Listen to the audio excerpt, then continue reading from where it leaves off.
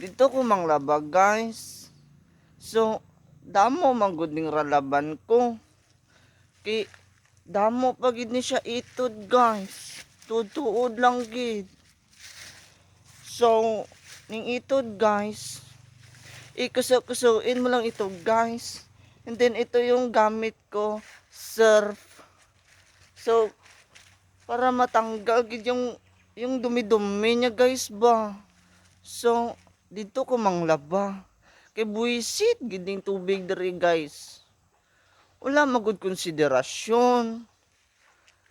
Wala gid pakisama. Sabadong adlaw bas rest day. Manglan ba unta ko. Pero anong nahitabo?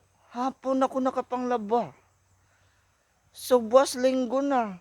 So ambot lang ni guys. So muna lang guys no. Kay manglaba pa ko hapon na good ni ko uy. So muna lang guys basi mabuyagan ko dari. Tuod lang gid.